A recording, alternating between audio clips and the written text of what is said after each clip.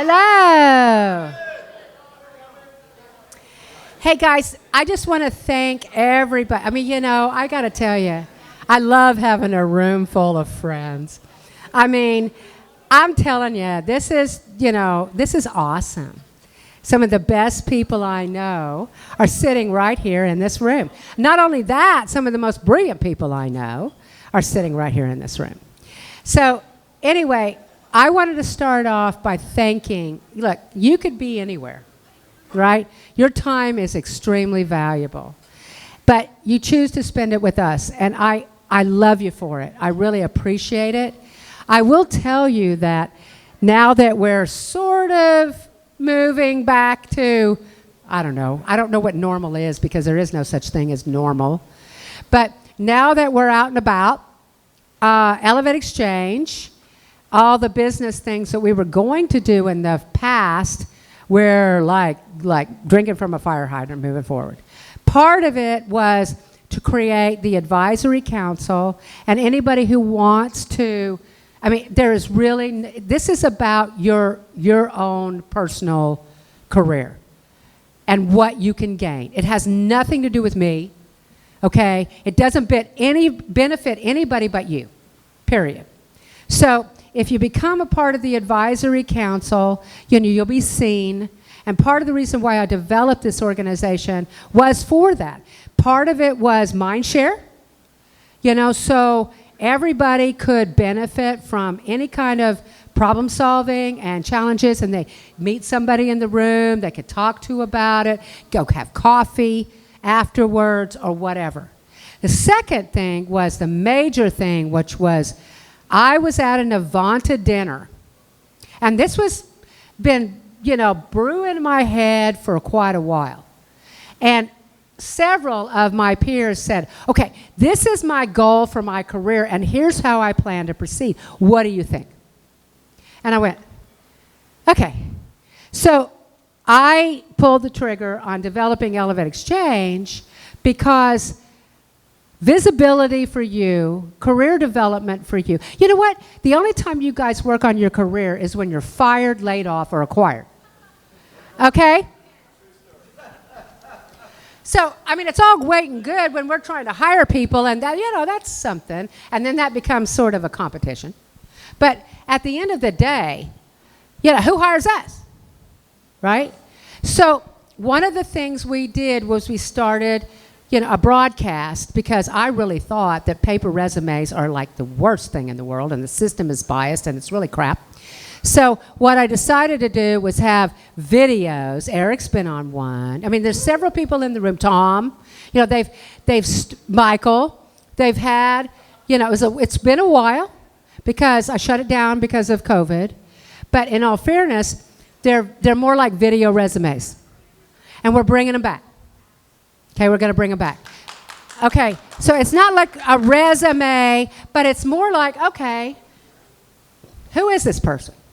What have they done? And you need to be visible. So that's part of the reason for the panels, because we record it, we syndicate it, okay? We put it out there. We help you become visible. If you don't like that, I'm sorry, okay? But it is really for your own good. So this is all about my swan song before I retire. I mean, when I retire, I'm going to probably continue to do this forever. But, because what's retirement? I mean, I'm not going to sit. So the bottom line is, if you want to be a part of the advisory council, go out to the website, contact us, whatever, tell me, because I really need you to tell me that it's okay. I can't just put you out there. You need to tell me it's okay. Okay? Then the second thing is, if you want to contribute to the blog, that's another thing. Right? So if you're a genius and you like to write and you're really good at it, which that's my forte, is, and you want to talk to me about, let's put something out there, because that also gives you visibility. That gets syndicated. So we're here to fill gaps. Okay, fill gaps and try to improve and efficiency. I hate that word, but try to improve your visibility and some of the things that you want for yourself. So the time commitment is up to you. What you want to do with it is up to you. If you share with me and you work with me, I'll do whatever I can to help you in your career. I've done it silently for many people. They reach out to me on LinkedIn, whatever, if they have a hiring manager, I'll send them a recommendation. I do all of that, and that just comes from me. So a lot of people didn't really get it because I have to make sure you understand. We are not anywhere near any other event company. Okay? We're not going to be that kind of event company. We're not driven by money. We're driven by the goals. Period. And that's you. We're driven, me, and whoever else becomes involved, which I'm going to hire a bunch of people, and I'm going to go to a bunch of other cities, and I'm going to take this nationally. I'm really going to grow this. COVID got in the way. So now, and frankly, I'm hoping that the advisory board will go, you know what, Robin? This might be a good idea. Have you thought about this? Or have you thought about that? Well, so I'm going to have some virtual, advisory, and you can come if you want, and let's talk about direction. Let's talk about what we need, not only from our industry's perspective, but from your personal perspective. Nobody does that. We need to do that. We need to take care of ourselves, right? Okay, so that's really the first time I've really gone off, all right? No, I really haven't gone off that much before. I've kind of explained a little bit, but this is really time I've gone off. So the next thing I want to do is tell you that part of the value also is our sponsors. And I will tell you that I just don't throw spaghetti against the wall and go, okay, anybody who wants to be a sponsor, come be a sponsor. That doesn't work for me. So, I'm going to tell you the people that have sponsored tonight are all exceptional. They all have specializations, okay? I've reviewed them all. I'm not saying they're all a good fit for you. I'm saying that you probably should take a look, all right? And if they are, right? But, all of our sponsors tonight, I have to thank them wholeheartedly because, I'm a fan, of everybody who sponsored tonight. And there is a couple of others that also going forward that are coming in that I'm really happy about. So please get with them. Take 30 minutes. I know nobody wants to. I don't take phone calls from vendors. Okay, I don't. But I'm going to tell you that the vendors in this room, some of them I think of as family. Okay, they're awesome human beings. They're not just about selling you something just to sell you something. So I just wanted to say that because that's my view, right? So get with them, and if you think if you have the budget or you think there's a possibility, just give them the time of day. That's all. Well, okay. Look, I'm gonna have them come up one at a time. Okay, and take 5 minutes, and so you'll know. So I'm going to start with left to right on the graphic. So Morgan, get your rear end up here. Is it going to be Morgan? No? You want Chris? Okay. Now, you guys don't fight. Just get up here. Morgan, get up here. Morgan, get up here.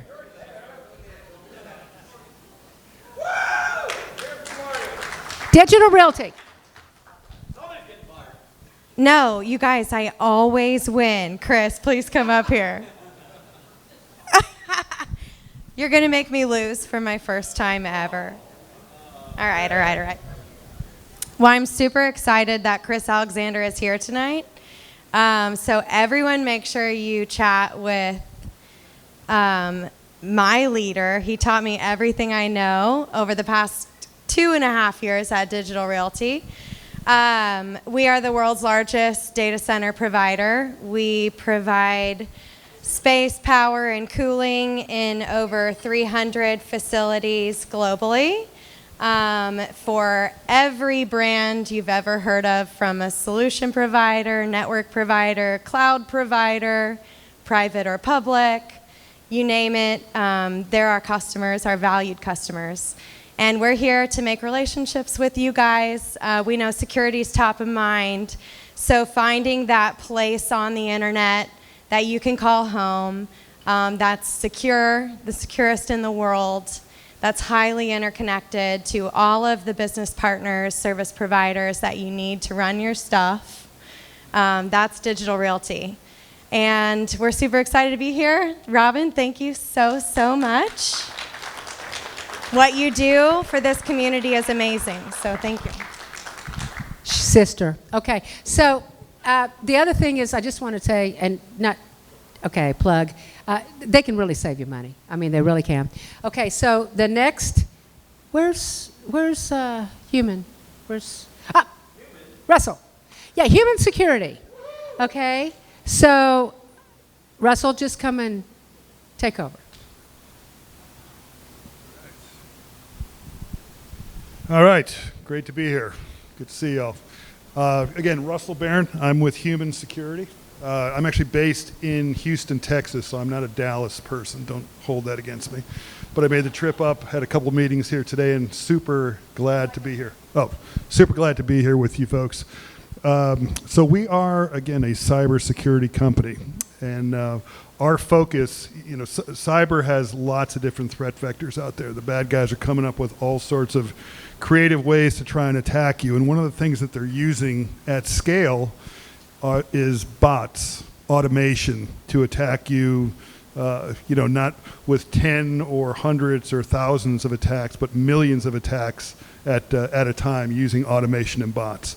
So what Human does is we are a company that identifies and mitigates bots. The company itself, we're based in New York City. We're about 225 employees, been around for about 10 years. The first 8 years of the company, we were known as White Ops Security, if that name rings a bell. Really got our name in the digital advertising space. So, you know, for big digital advertisers that when you're online and some ad pops up for something you like, you know, fishing poles or shoes or whatever it is, you know, the fact that, you know, that ad hits you, a lot of things happen before that happens. First thing is the folks who paid for that advertising want a high degree of certainty that that ad is going to hit a person and not hit a bot. So our company, Human, we verify the humanity of we're close to 90% of all digital advertising worldwide. We validate the humanity of that stuff. We're validating over 15 trillion interactions on a weekly basis, 15 trillion, which is a ton. On the cybersecurity side of things, again, the bad guys are using bots and automation to try and attack you and your resources. So if you have things like login pages or you know, anything that's customer facing, you have to be concerned about the bad folks attempting to use automation to hit those resources, doing things like account scraping, new account takeovers. There's hundreds of different use cases that can apply, but the bottom line is you want to be able to identify something as being automation and then being able to stop it. So we've got very sophisticated technology that does that. If we have one-on-one conversations, I can talk to you about how we do that. We've got the scale of our business. How are we doing for time? Time? Yeah. Scale, great people working for us. Oh, I'll close by saying. I'm taking it away. Okay. Yeah, pick up our. But pick up a T-shirt. Be a walking billboard for Human. Great shirt. So we got all the sizes over there. Stop by and pick one up. Yeah, what's funny is that in our atmosphere, I mean, we had so many bots that, you know, I got caught off guard. Okay, I mean, okay. I'm gonna live that down sometime. Okay, so look out. Where's Jeff? Come on. I was looking for you.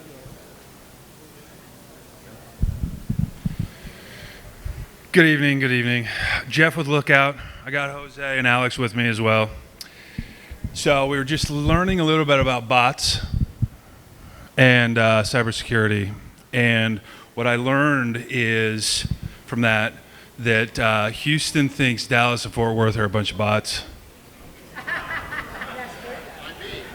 I don't know. No, so I'm not from Texas. And I went to the Houston one last time. And so I'm not quite a family member. I'm more like a distant relative, but I'm working on it. But Cindy told me that Fort Worth is the place to be over Dallas. So I hear. So Dallas, I think, is the bots. But no. All right. So cybersecurity, right? It is one of the biggest growing threat vectors, as we heard.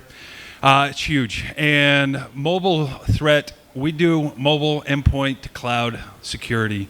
Our advantages are unique and different, being that we came through mobile first and not through laptops, desktops that are browsers and email gateways, etc. There is a whole new threat vector and attack surface that way. And so our biggest advantage is our DLP and our policy engines.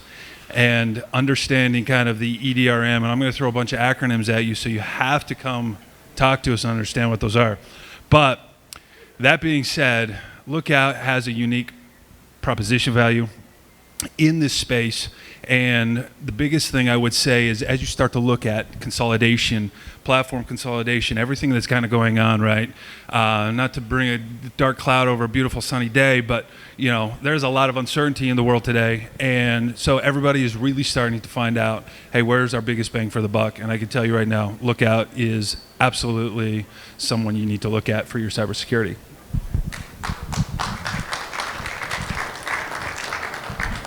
I like them because they're cost effective. Okay, and then Tanium. Sean? Thanks, Robin. Hello, everyone. So, Sean Richards with Tanium, and I can use all 5 minutes, right? No, this is suffering? Okay, I'll be brief. So, Tanium was started in 2007, and our founders came out with a unique agent to run on all of your laptops, desktops, servers, now cloud instances. Put this thing on anything with a chip. And customers were, they kind of invented something. And you can Google all of your devices and ask them anything about the state. What's the operating system? What's the CPU's serial number? Or just anything that's possible for the device to know about itself. Correlate that across 1 million devices and pull it back in 15 seconds. So if you wanted to know what's my risk today to, brand new vulnerability or CVE, you can instantly be able to measure your risk, and then now we're giving you context. Oh, not only is your risk very high, but your risk is very high on user IDs that align with your finance department, or user IDs that align with service accounts where your high trust or your HIPAA data might be, or social security numbers, and really point you in the direction of, if I'm going to address my risk immediately and not get caught with a slack look on my face when the executive team asks me, what's our exposure to this new thing I just watched on CNN? So that's where we've taken it. And then along the way, our customers have said, could you make it patch the devices? I don't know why it's 2020 and we're still not getting everything patched. It's kind of silly, but would you just make it patch them along the way? And then vulnerability management and software deployment and 14 different categories of tooling. But it was really about knowing what your risk was and where your endpoints were and what they were doing and how they were configured. And then, when they're getting away from baseline, make them configured the way they should be. And if a user doesn't want to patch, quarantine them, right? Warn them, and then, hey, you're quarantined. So that's Tanium in 38 seconds or so. And we're excited to be part of the community, and great to meet everyone. They're the police department. I love them because they're the police department. I love them. Okay, so anyway, that's it for our sponsors, and I love them to death, every one of them today. So I'm going to interview Michelle. Where are you? Oh, okay. I'm going to introduce Michelle Rogers with Exeter Finance. She is our moderator and leader for the panel. Panelists, would you please come front and center?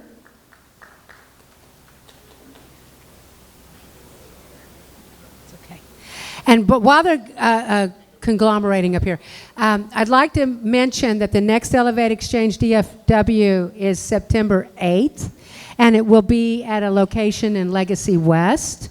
So it'll be easy access, but we're moving around the Metroplex so that everybody gets easy access. And we already have the panel, and it's about, I can't remember exactly what I wrote as far as the title, the topic, but the key is it's around data protection. It's around making good decisions from an accuracy, from a data perspective. And Lee's the one who's moderating or leading the next panel, and there are several people in the room that are part of that panel. So please do me a favor and put it on your calendar, September 8th, and make sure you attend, okay? Look, I understand if you have to travel, all good, but please come and support us, all right? So I'm going to turn this over to Michelle and let her take it from here.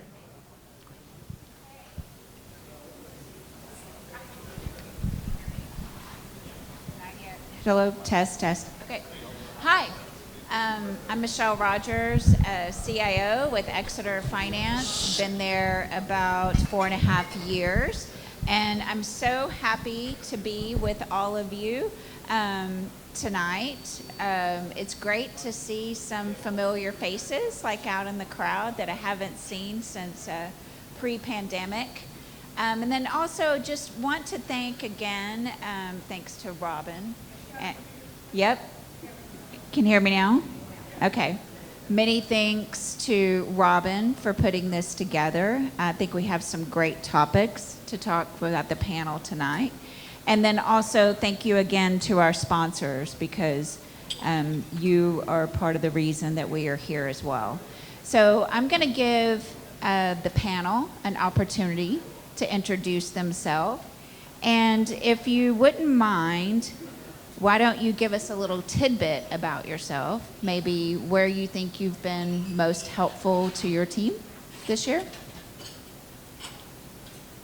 Hello, my name is Mike Moderator, work with Mr. Cooper, and lead the identity practice. And I guess one of the places I'm been most useful is trying to help the rest of the organization correlate what their products do best and how to apply them to all the people they're trying to reach, whether they're trying to reach people in a specific department, people in a specific role.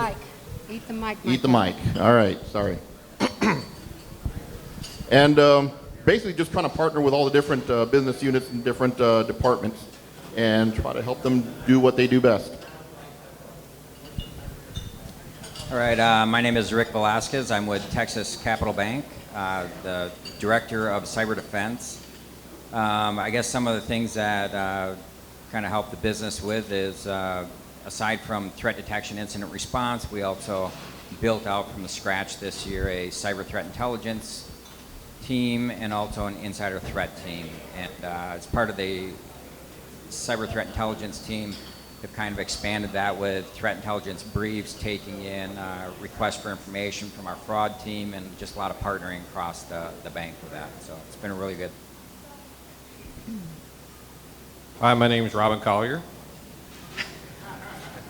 Now, I'm Mike Sanimal. I'm the Chief Digital Officer for Boat Global. It's a $3.5 billion logistics 3PL service located here in Dallas. Recent transplant into the Boat Global organization. Previous to that, I was with Rent-A-Center, and that's where my success story or my one to grow on is going to come from. Charles knows a little bit of the story. So I think a little bit of my secret sauce is really investing in people, and it's one of the things I'm most proud of as far as my leadership skills. So as you think about my journey through Rent-A-Center, it was all about the people, and it was all about how we can make them better, how we can invest in them inside and outside the walls of Rent-A-Center. But what I'm really proud of that became of that is, and I didn't do this, it's all of them, is we led an incredible digital transformation and some screeching things. We led an incredible digital transformation that led through our data center migration, a complete point of sale system rewrite. I mean, Charles saw a lot of this. I keep pointing to Charles, but you know, I'm extremely proud of it. You know, it happened in less than a year, and it all happened at the heels of these wonderful, wonderful people. So that's my success story. Great. Well, I'm looking forward. I have some feedback. This mic. Looking forward to getting into our discussion, but before we do that, I have to echo like what you said. Where I'm most impactful, it's all about the people. And I think if you take care of your people and you invest in them and help them grow, the rest like will take care of itself. So, great. So we are going to encourage you as we get into these questions, as the panel, starts to ask them and discuss them. If you have questions, let's go ahead and get them as we talk. We want to make this interactive. So we're going to kick it off with the first question.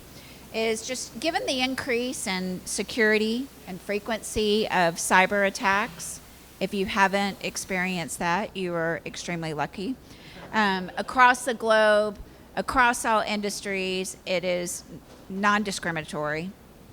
What are you or your companies doing to improve the security posture and regarding, just data protection and cybersecurity, or you can speak to another pillar in that area? Okay. So that's fine. I will eat it. The microphone. So, Mike, you want to kick us off? Do I need to hold the mic like a rapper? Or? Yes.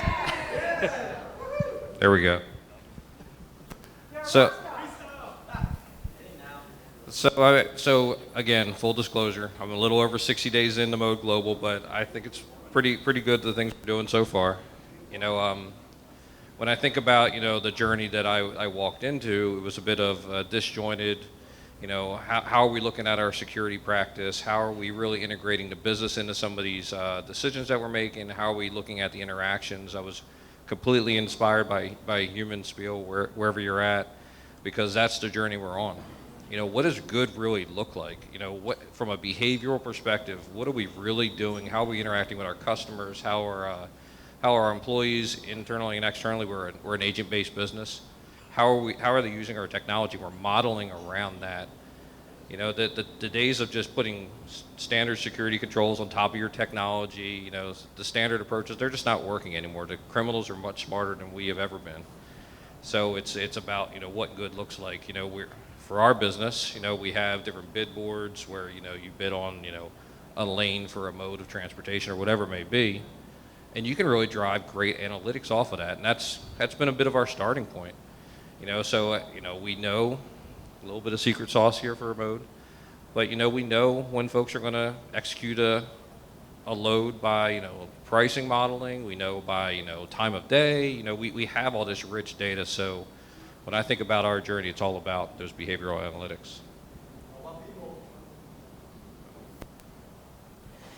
All right. I guess the thing at Texas Capital that we've done is over the past year, there's just been a lot of growth. We've had new leadership come in. We've had expansion of the InfoSec program in the last year, going from about 20 to 25 people to close to 85.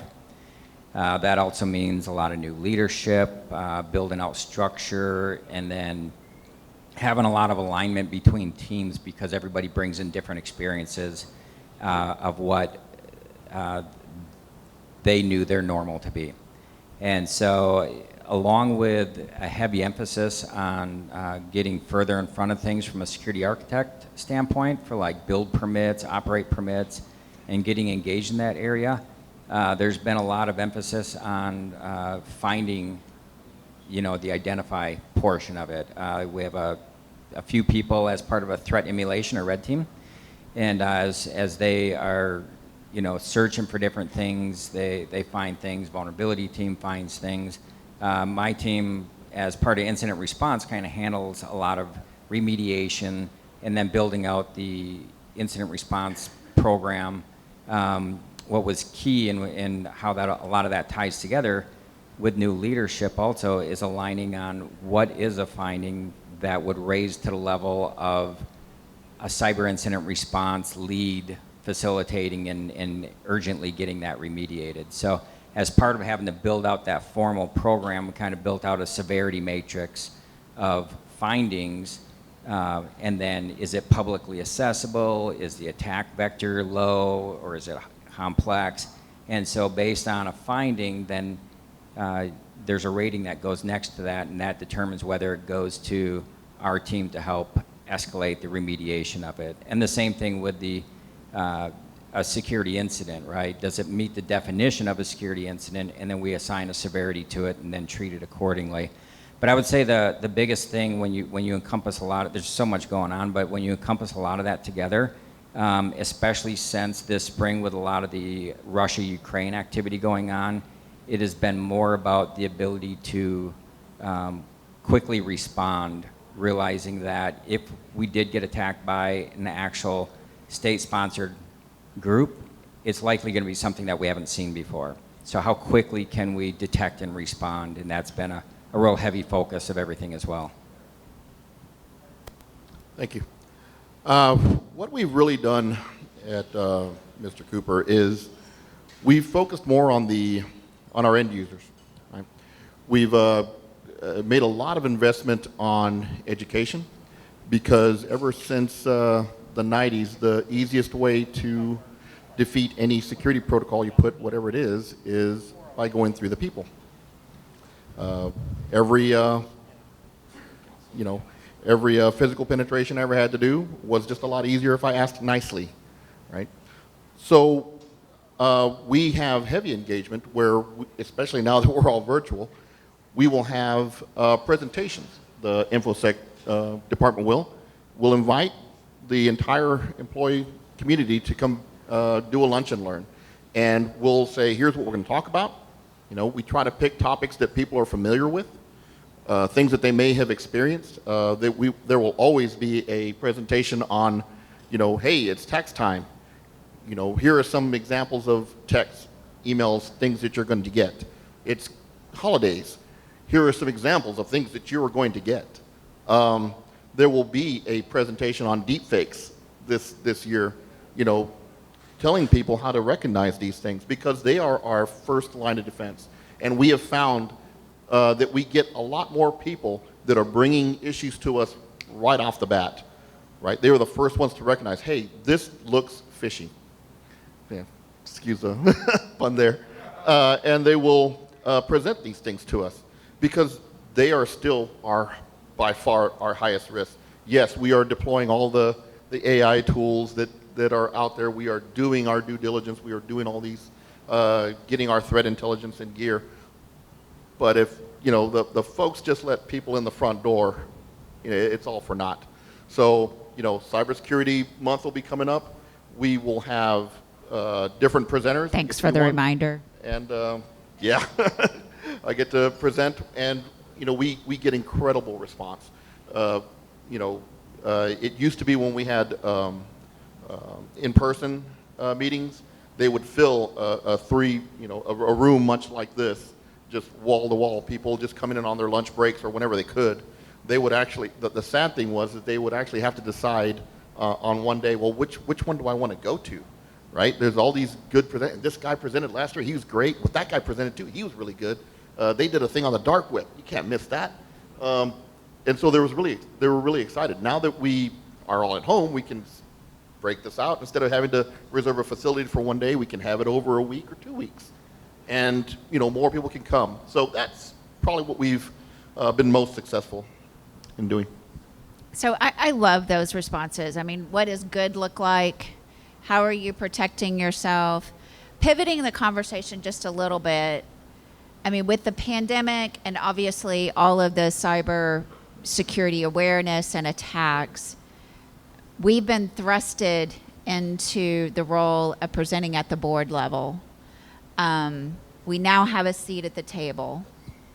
What are you seeing, you know, with questions that the board is asking, helping them understand what the severity and why it's relevant to them for a cyber incident or a cyber event or a breach? Well, I mean, right now...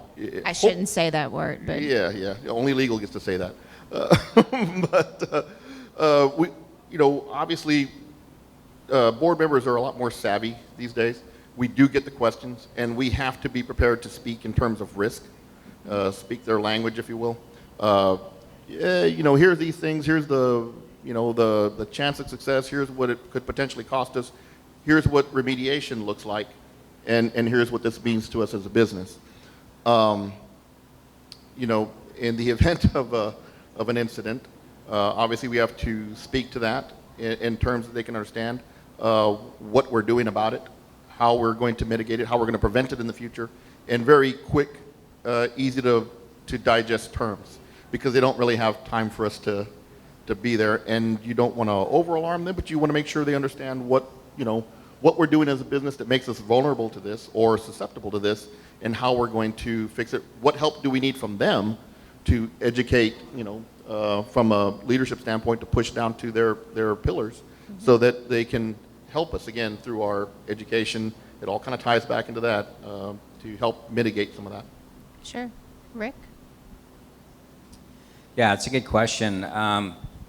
I think for the most part, it typically starts off with the maturity scale and showing where we're at and where we're going, and and just as important is showing where we've come from since the last time.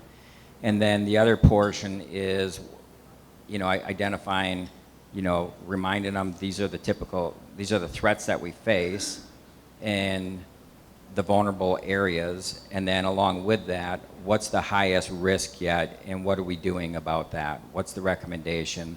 Are we postured? Are we to prevent that? Do we have enough mitigations and control? Do we need anything else? How are we executing on what they've given us so far? Yeah, you mentioned, if you don't mind, if I have a follow-up, just as we were like chit-chatting, can you talk about maybe some of your tabletop exercises and what you're doing with the leadership team? Yeah, we've been pretty fortunate. I was with an insurance company up in Minnesota for about 10 years before moving down to DFW area 4 years ago. And we were doing incident response tabletop exercises. We didn't quite get to the level of getting before the CEO and the executive team. Then at the organization I came from before joining Texas Capital, we did get an opportunity to get before the executives, and that was annual, once a year.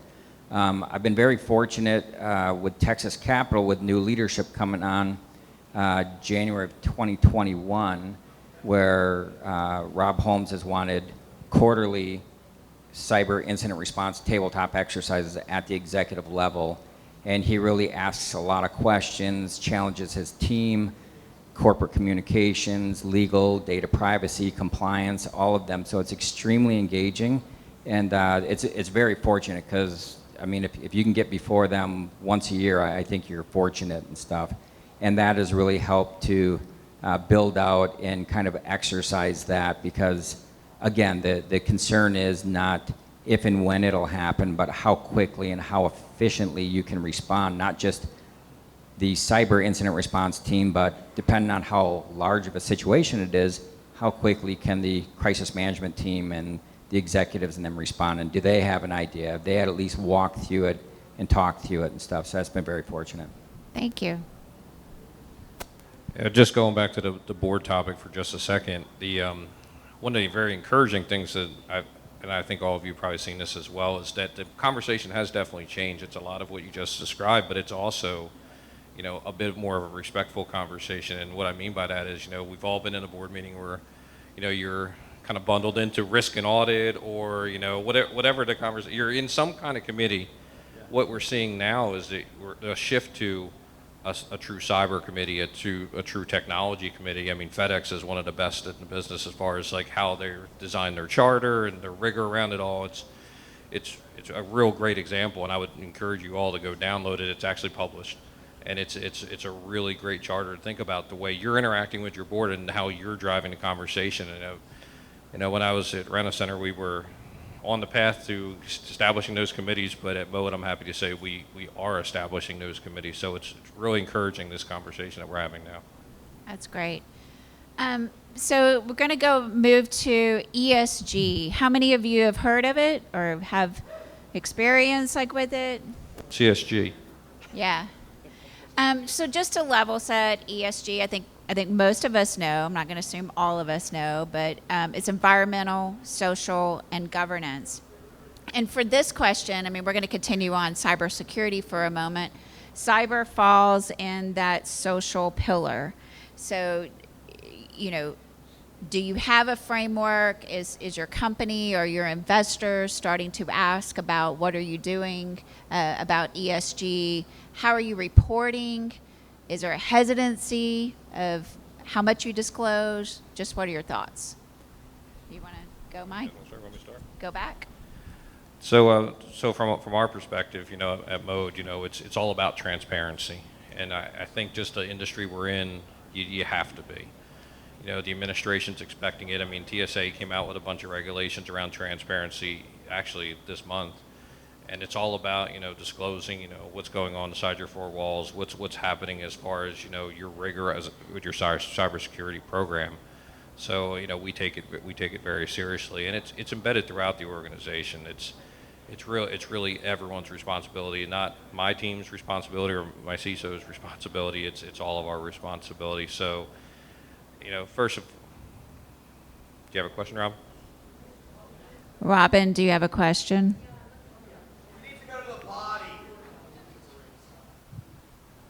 Okay. We'll keep going. Let her think about her question. Okay, so I wanted to ask, so ESG was brought up, but a lot of people think of ESG as like sustainability. So it's like they look at the aspect of cost reduction from an energy perspective, right?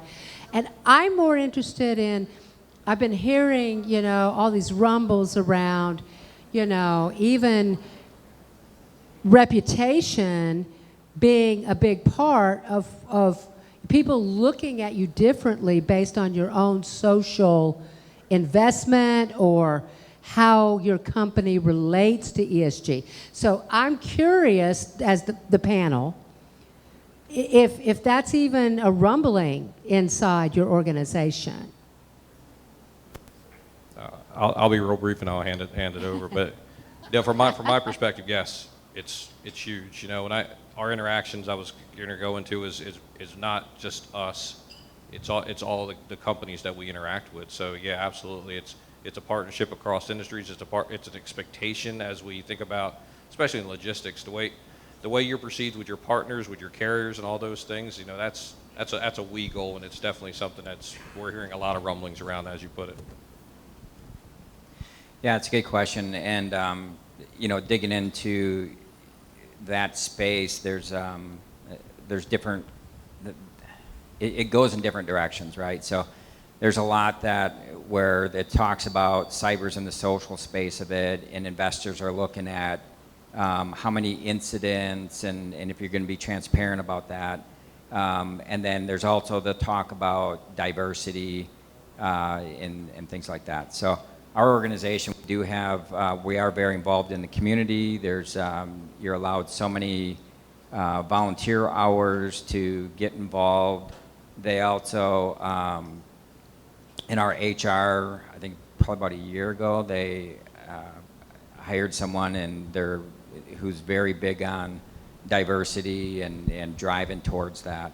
But also, in relation to the investors and that portion of it, a lot of times they're looking for like some transparency as far as how many incidents you've had, and are you going to be truthful about that, because that involves big time reputation. And so really, the scale at which we grade those is S1 to S5, kind of like think of the ITIL model of, do you have a P1, a P2, same thing, right? So an S1 and S2 is like you're very severe, you may be breaking your IR retainer service, bringing people in, stuff like that. So as far as sharing numbers and different things on like the 3s, 4s, and 5s, that's a little easier. On the S1s and 2s, the only thing I would say is in those conversations, it usually involves coordinating with legal first on what you disclose, and you're usually, in my experience, that's usually going to be a verbal conversation. We're not going to share that out in emails or write-ups and things like that. So it's usually partnered with legal and stuff. Another question? Yeah, just to follow up on what you said about the legal, have you ever had to also engage your cyber insurance policy or your basic underwriter so that sometimes it's a precarious, one word could be whether you could file a claim or not, right? So it's like, have you had to do that, or is that something that is being considered? So that's part of our incident response plan. We do have our cyber insurance carrier and contact information in there. Of course, my team isn't the one that engages them. That would be through our crisis management team as it's communicated up, but have not had to engage them so far on that kind of stuff. What's more common is engaging outside legal counsel, right? So we'll engage legal, and then oftentimes, depending on what it is, if it's suspected to be pretty severe, maybe we don't know it is yet, but if it's suspected to be, then they'll engage outside legal counsel for additional coverage. I'm going to echo a lot of what he just said. We do tend to partner with legal communications on anything that's going to go out on any of that. We actually would not disclose anything. We obviously respond. We will tell them what we're going to do, but as far as outward communication, that is legal and communications show, thou shalt not step into their their way, and that's just kind of how that goes. But on the diversity side and all that, social responsibility, that has become huge. Not only from investors asking about what we're doing there, but even from competition for recruiting. Different. Now when you're trying to get employees, they're interviewing you as much as you're interviewing them. True that. Right? They are looking to see, well, what are you going to do for me? I got on my resume what I'm going to do for you, and that's pretty much in black and white. But what am I getting, right? Where can I make a difference? And if you don't already have a D&I program and it's not already integrated into your performance metrics and your performance review process, it's probably coming, and it's probably coming pretty soon. Because the last couple of stops I've been at, it's there. And they already have the way they're measuring it. They already, what are you doing to the volunteer hours? That's pretty much table stakes these days. How many hours you get to go volunteer out, and are you using them? Right? It's not just so much that we're going to give them to you. Are you taking advantage of these things, and why not? The D&I groups have several opportunities. Take a half day here, half a day there, whatever, and. They're definitely keeping an eye on these things. They're definitely holding everyone accountable. And as leaders, it falls to us to help our teams be successful. That's definitely part of their success going forward. It's very interesting that you mentioned, like in your question, ESG and how it's important for those coming into the workforce. Just a little bit about me. I have adult children that are entering the workforce. It's very important to them, like what industry that they work for, and they actually have to care about the job and what that company is giving back.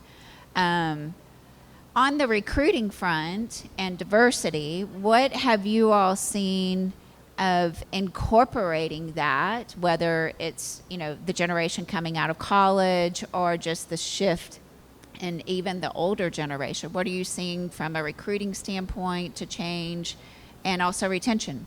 Yeah, well, interestingly enough, I'm seeing that more people are doing their homework on us. They're coming in already. You know what? I see what you guys are doing in the community. I see what you guys are doing with these other diversity groups. I see what you guys are doing, volunteer, because it's on all the social media channels, right? CorpCom isn't going to miss an opportunity to post, hey, look what we're doing, right? So they're already coming to us and saying, hey, we see this and we want to know more about it. So as a cybersecurity leader, I think I share some concern about trying to get new employees as well as retain them. Yes. And so one of the things I would ask is, do you feel that ESG has been a differentiator as we are being interviewed? When a candidate comes in, Because the workforce that we're looking at, and we're looking at, maybe the younger people coming in out of college or getting those certifications, extremely important, and they may have 2 to 3 offers. Yeah. Can you explain like a little bit more about what ESG does to differentiate you from maybe the other 2 offers? Yeah, just like I said, they're doing their homework. And they will ask, after they find out whether or not they can work from home or not, they will then ask, hey, if I want to go volunteer, is that okay? Right? If I'm part of this diversity group, whether it's LGBT or it's veterans or just whatever, right? Am I going to have a place here, right? And many times they already know, but they want your assurance that not only can they participate, can they get involved, but is this going to be part of a change? They're actually looking to see, are you making a difference? And can they be part of that, right? They're not satisfied with like, okay, yeah, this looks good on paper, but what are you really accomplishing? Right? Thank you. Anyone want to chime in? Sure, yeah, I'll chime into that. So I've hired, when I started at Texas Capital about 3 years ago, I inherited 3 individuals on my team. That was my team. I have 15 individuals now.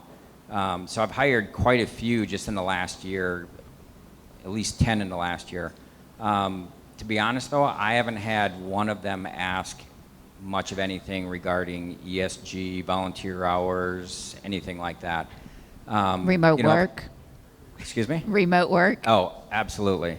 Every single one of them. So that is probably the biggest thing. And I will say this, from doing this similar thing back in 2018, it took me 3 months to build up a team this size, and looking through 35 resumes in that 3 months and a lot of interviews and stuff. It's taken me 8 to 10 months to do the same thing, because you just are not getting the same volume of candidates. With that in mind, until last December, it was fully in the office. And so last December, they allowed, at least for all of IT and InfoSec, not for the leaders, but for the individual contributors, the ones who actually do the work, right? They've allowed 2 days a week work from home. So it's not fully remote, it's not all the time work from home, but at least it's helped us be a little more competitive and actually get a little more candidates to the interview table and stuff like that. I'd say most of mine in this cycle of doing this go around has been through referrals of other team members. You bring a team member on, you get other referrals. Great. Anyone else? I'm still in the mic. Or should you just hold the mic? Last There's question. a I'm allowed seat one more here. ticket. In seriousness, as remote aside, I'm trying to reconcile the demand for IT security. Just today, there was a Biden really taking an initiative from 500,000 deficit only several months ago to now 700,000 as of last week. So it's, they're saying this. But go to LinkedIn and you start looking at the jobs, 200 applicants, 300 applicants. You made something that really resonated with me. Of those applicants, how many are actually qualified, right? So if I'm looking at a job opening and the dwell time between filling that and the posting and filling is months, and we have hundreds of applicants, how can you say there's a deficit of cybersecurity professionals? And I was wondering if you're feeling that, yeah, a bunch of janitors are applying, but it doesn't mean they're qualified. Yeah, no, that's a good question. So I would say in my experience, we have not had hundreds and hundreds applying.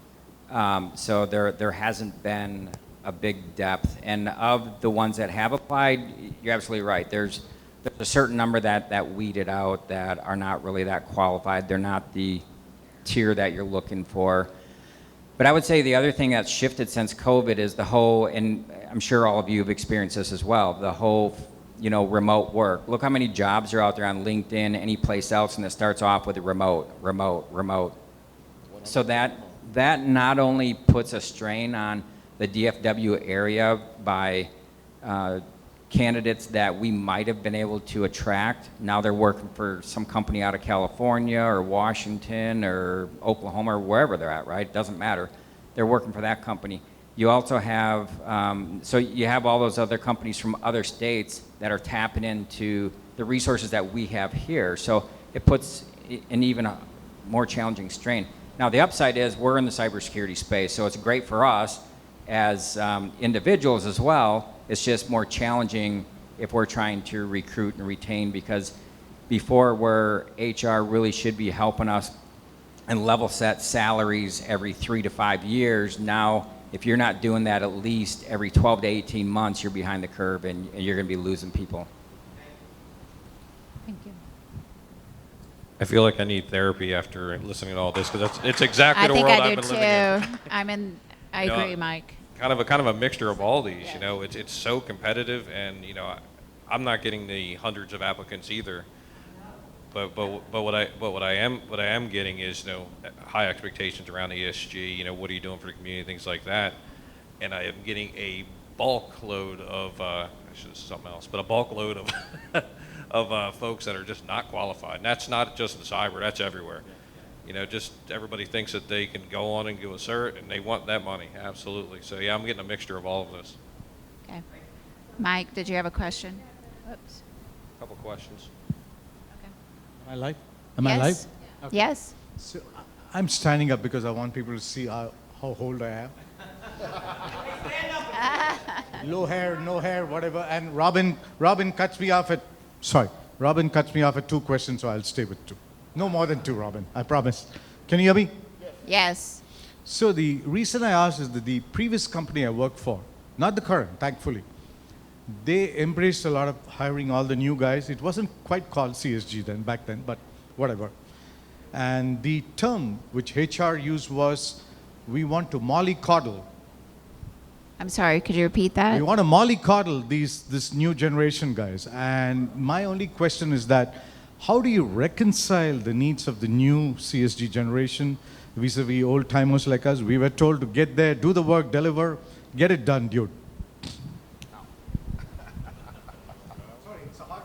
Yeah, no, I think it's fair though. I mean, it really comes down to, like anything, it comes down to supply and demand, right? And we're at a point right now where it's a hot demand career field, especially if you're in security architect or cloud security. That's even hotter, right?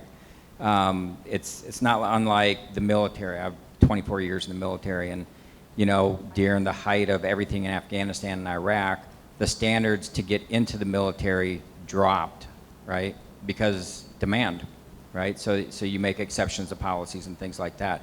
When all that stands down and your recruitment is up where it needs to be, then you can kind of reinforce those standards. And I'd say right now we're at the point where, you know, the demand is there. And so as cybersecurity professionals, they have the ability to be a little more picky, which means for me, you know, I've taken where I can some very senior talent, some very seasoned people, and then I've also focused on junior people that have potential that I can mentor up and skill up, and that's kind of the balance that I've taken.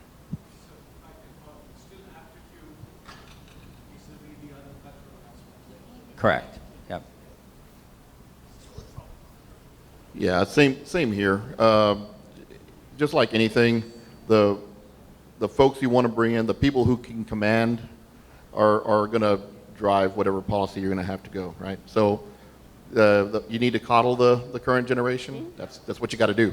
And the rest of us will adjust. At some point, they're not going to be the hot commodity. It'll be the next generation, and then they'll have to adjust because they won't be the ones that we're trying to, you know, keep, retain, whatever.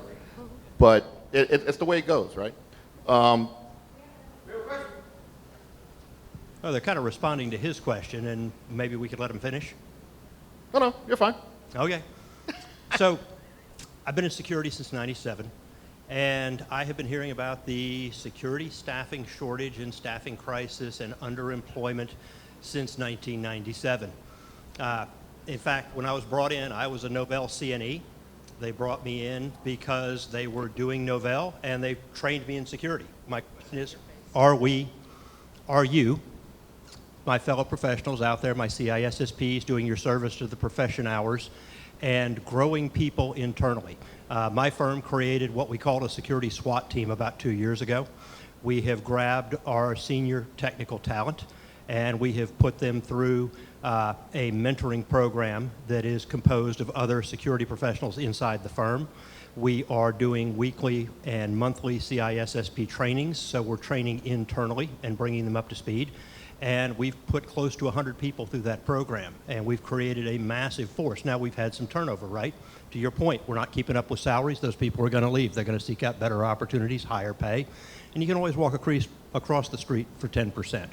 But at the end of the day, you make a great place to work. You invest in your people and you grow them, and you position yourself and your team and your enterprise for a lot greater success in the long run. And I'd encourage anybody out there who is thinking about this to escalate that program internally, that idea, and start developing your people and growing them, because the best security professionals are the ones who will think like an attacker, and only you can teach them that. That's a very good point. Any other, do we have another question? Why don't you go with, you had a question. You're good? I had a quick question. So, again, creating a distinction between ESG and sustainability, right? ESG is what you're doing now, what shadow you're casting and where you are, versus sustainability was more about what you're planning to do, where you're trying to head, what your carbon footprint is going to be. So there were a lot of talks there, but, obviously following up was a challenge. So with ESG, I've been working with a lot of universities for the past many years on campus programs with UT Austin, recently with Georgia Tech. I see more companies that are going for campus are now talking about what they are doing on the ESG front. So to me, I see two things. One is not just hiring talent, but I also see the millennials, the way they're going to do their business with companies. They're also looking at what ESG profile this company has globally. And to me, the challenge is, there's a huge cultural aspect to ESG based on which country you're operating and where you're trying to hire talent. When I'm trying to find people in US, it's probably not a big deal, but when I'm trying to do the same hiring in Europe, candidates there, ESG is pretty significant. They don't probably call it ESG, but they want to know what profile your corporation is created in that country. So that's a big difference I'm seeing on how ESG is perceived, globally. Yeah, I mean, if you have a building and it's LEED certified, you publish that, right? You put that on the front door. We have, what do they call that? I guess just LEED certified, and then you put what rating you're at, and if you got energy, what's the energy rating they put on all the appliances these days? What's it called? Energy Star. There you go. Thank you very much. All right, exactly. But if you have an Energy Star rating and you put that on your building, because there is a good amount of the population is looking for that sort of thing. They're looking to see, well, are you trying to take care of the planet? Are you being good stewards and all that kind of good stuff? So, yeah, it's anything you can do to gain an advantage, because somebody's looking, guaranteed, right? One of the things I was going to ask is how many folks are trying to find out if you're a great place to work? How many are you putting surveys out to your employees? What do you think it would take for us to be a great place to work? What are some of the things you would like us to do? Because when we went through that exercise, that's how we found out that people wanted to do more volunteering. That's how we found out that they wanted the diversity groups to not just say, hey, I'm on the email list for this diversity group, and we might have a happy hour once a year or whatever. But what are they actually doing to engage with the community? What are they actually doing to further those goals? And along with being able to work from home, they shared all that data with us. So, things to think about.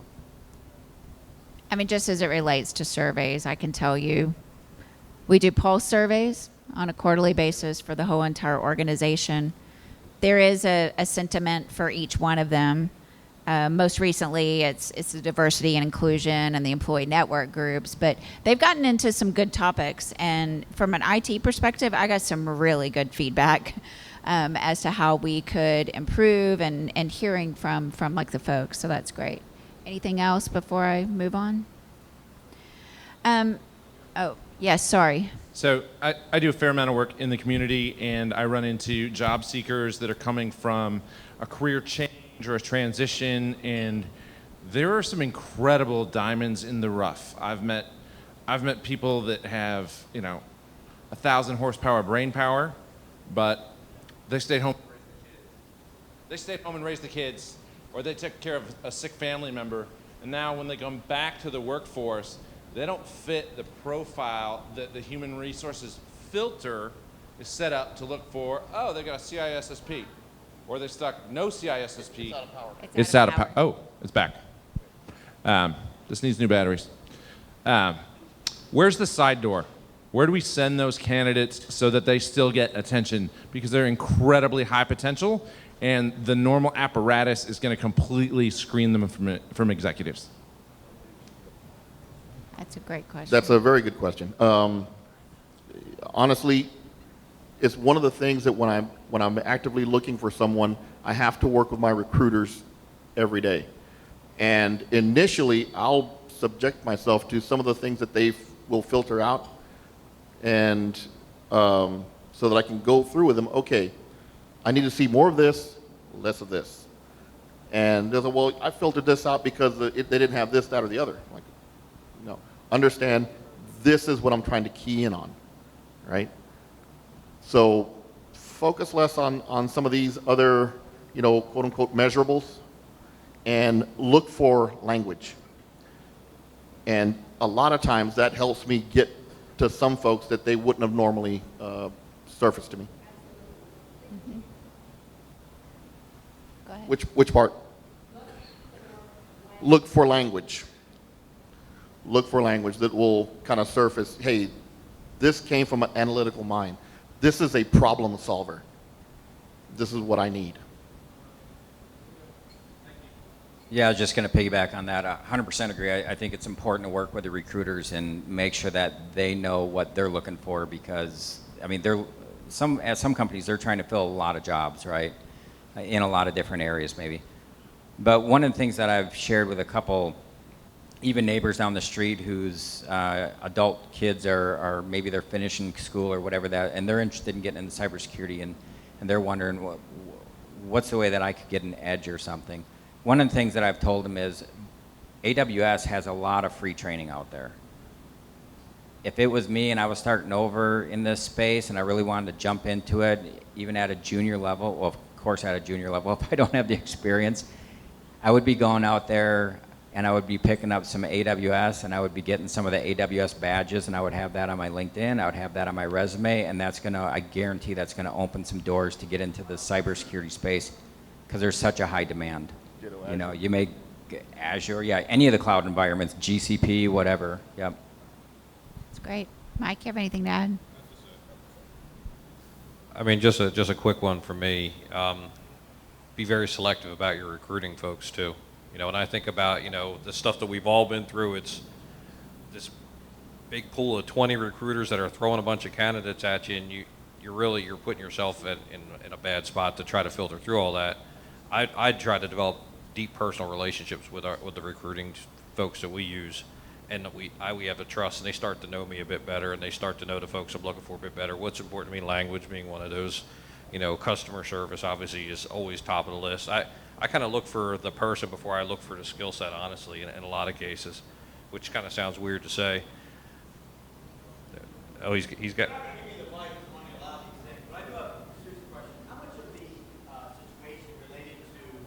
Candidates and obtaining and retaining those staff is because of inadequate or inaccurate job descriptions.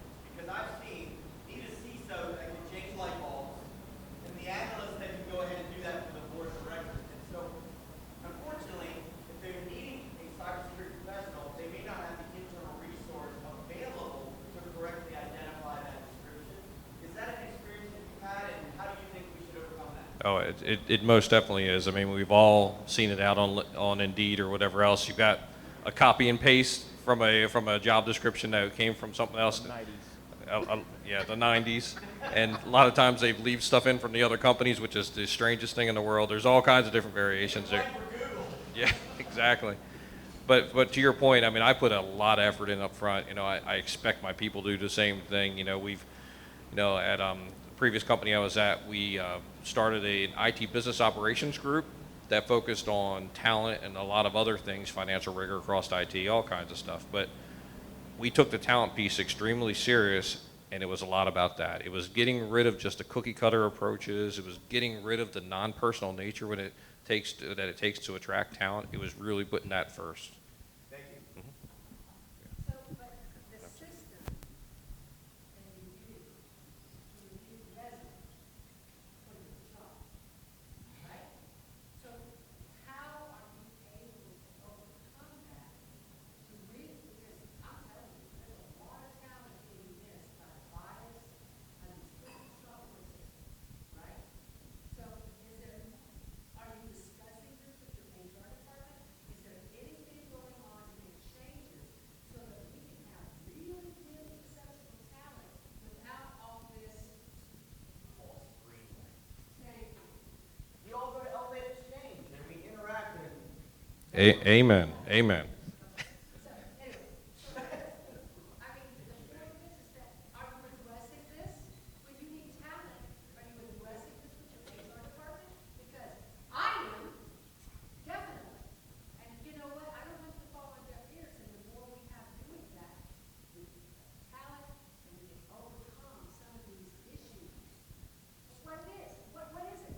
It's about bias and software. It's all about, sorry, it's all, oh, you know, somebody having control over what we need.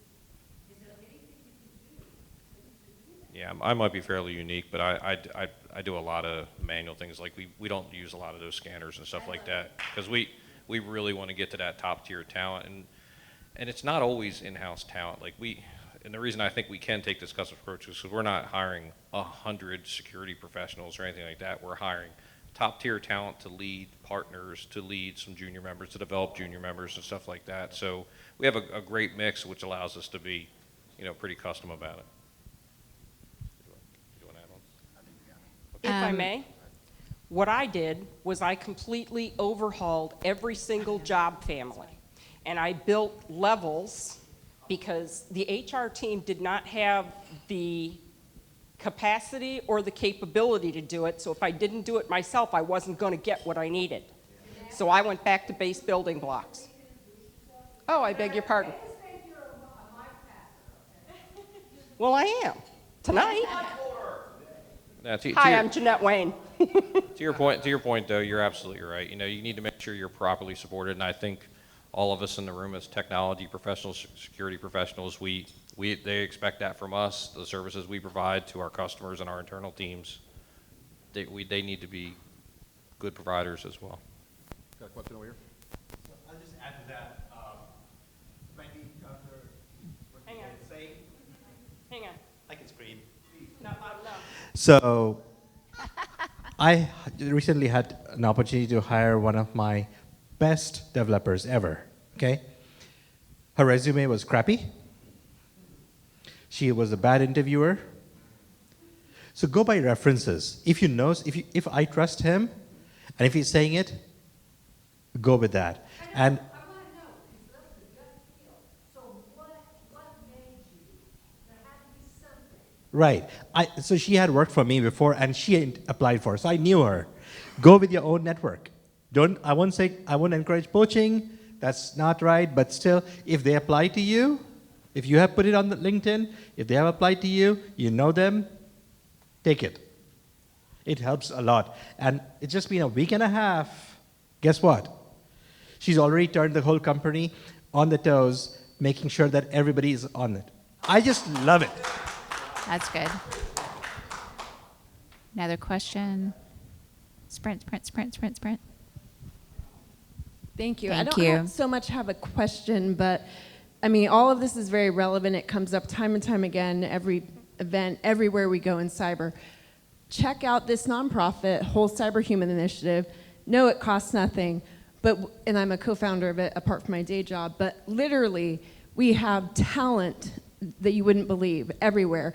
And what we've done is we've taken them, I mean, we say to ourselves, would we hire them? And if so, yes, right? And we put them through customized training, and then we map them through assessment. So we kind of do the work for you guys to align them to the 50-some job roles related to NIST framework. But check out that nonprofit, because we have the talent, and we put them through the training and everything else so that they can be trusted for you guys. So I know it's a different whole cyber human initiative. It's a different way of looking for talent, but there are many different avenues. I'm sorry, I didn't get the company name again. Whole cyber human initiative. Okay. Whole cyber human initiative.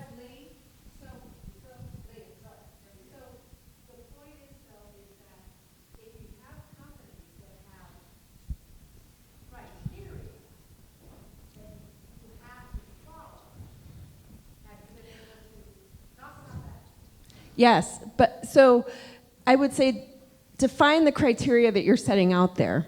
And where is it coming from? Is it coming from your security team, or is it coming from HR? And are there two groups communicating? It's a valid question. I think that's a very great point. I think, did you have a follow-up? No, we're good. Not loud. Yeah. So, believe it or not, I'm not qualified to be an information security professional. First question on the workforce.com. Do you have a bachelor's degree, yes or no? No. Thank you for applying. We'll review your application and everything else. But, so you're talking about the filter.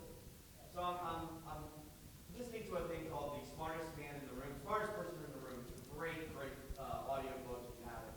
And one of the things it talks about is the irrelevance of certifications, because you can pass the test, or bachelor's degree in basic something that doesn't really relevant as well.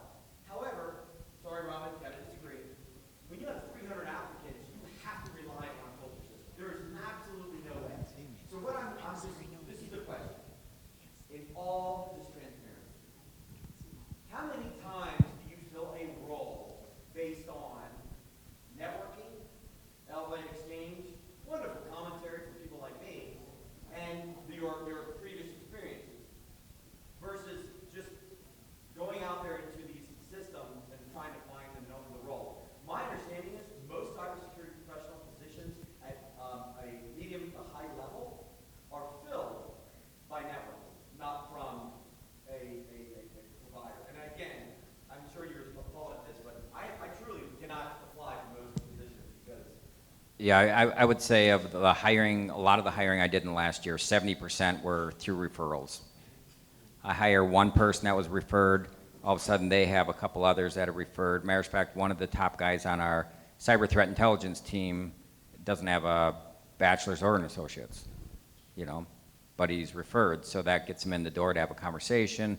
Plus, there's a certain amount of, validity and trust to that, and so you're, because there's always a gamble. I've hired some people that look great on their resume and had to tried for 6-8 months to coach them up and ended up having to coach them out, and it was unfortunate. But there's the gamble that you don't know is, are they really going to be a good fit? You get 30, maybe 60 minutes to try to find out if they're going to be a good fit. So that's where the referral is even stronger than the resume. Okay. One other thing. I have found that by referral, the person that was referred, right, so this new employee, they're not only representing themselves, but that entity you already trust. And that goes into that loyalty. It's no more 20-year pension plan. It's 1-year flips and everything. So by that referral, the other side of it is, I've experienced where that person is really going to be engaged because of the referrer, and they know that person and they don't want to disappoint. Is that something you feel as well? I would just say that most of the people that on my team that have referred, they know that they're sticking their neck out there, and they're not going to refer someone that is not going to be someone that they wouldn't have work on their team. Yeah. I think we just have one more question, and then we're going to wrap up. It's not about a question. We talked about a lot about hiring a talent, right? And I see there is a lot of disconnect between academy, and the industry. I work as a professor for a community college in Dallas and Colin. We have designed a curriculum that what is needed today for a cyber in terms of it. Most of our students, I personally meet 400 students in a year. Most of our student is not a full-time student, and they work for some IT and they wanted to switch the career. And I highly recommend, and I was talking to a couple of CISO, and we are trying to identify the open position and train them.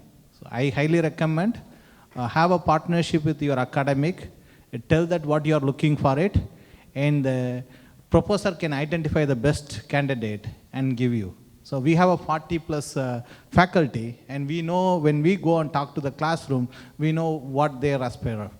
There is another myth. I work for continuous education, and due to high demand in cyber, if I come and enroll on a cyber security certification, I'm going to land up onto that. And they also convert their whole experience into cyber. Maybe I work for some IT 4 years. Once I have the cyber security, and I convert all the things. So there could be a strong partnership from academic and industry where some of the things can be addressed. Thank you. Thank you so much. So wonderful conversation, and we've covered a myriad of things. Panel, do you want to offer any last words of wisdom, advice? We'll go one by one. Mike?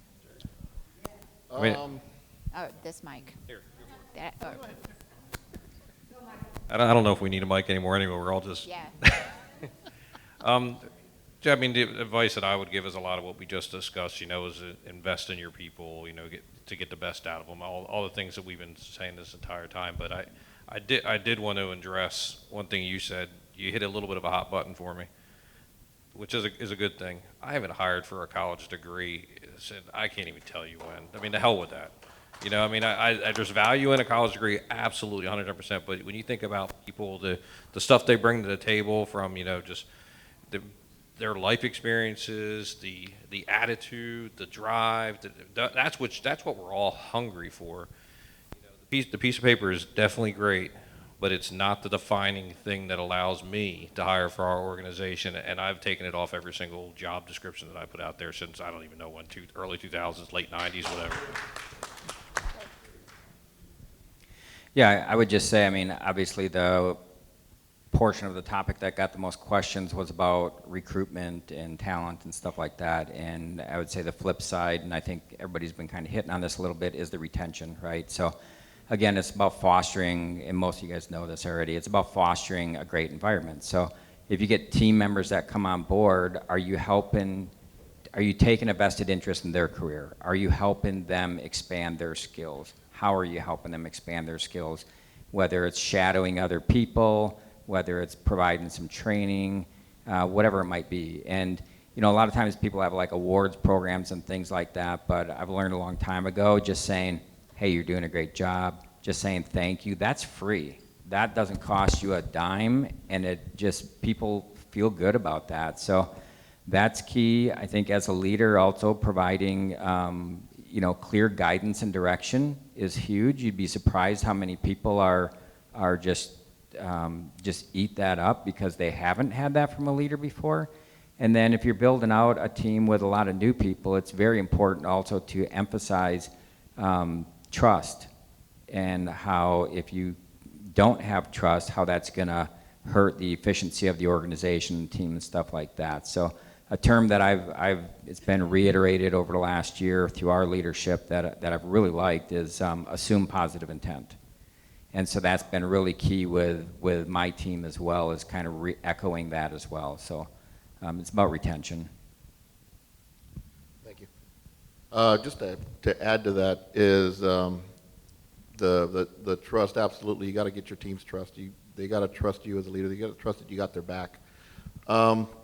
And they got to know that it's okay to fail, because we're all going to fail. I tell my team up front, if you don't fail at least once, you're not working, right? So it's okay. I know you're trying your best to get something done, and it didn't work. Let's figure out what will work. Let's go. You know, and talk to them, congratulate them, celebrate the victories, yes. Thank them, absolutely. Yeah, exactly. And man, I've had team members like, oh no, you don't have to thank me. That's my job. Like, no, you don't understand. Yes, I do. I not only thank you, but I appreciate you showing up every day and doing your best. You know, because there was nothing on the job app that said you had to come in and do your best. Obviously, I expect it, but you have to care enough to do it. And so you give them the expectations, reward them, thank them, appreciate them, and ask them, what can I do for you? What can I do to make your job better? Because ultimately, you're making my job better and easier. Well, that is fantastic. And before I turn it over to Robin, I'll just end with, I think we spent so much time on people because we're very passionate about them. And I strongly believe that relationships are what will sustain us. Clearly, that's what sustained us in these past couple of years, and it'll continue to carry us through. So I really enjoyed having you as a panel. Thank you.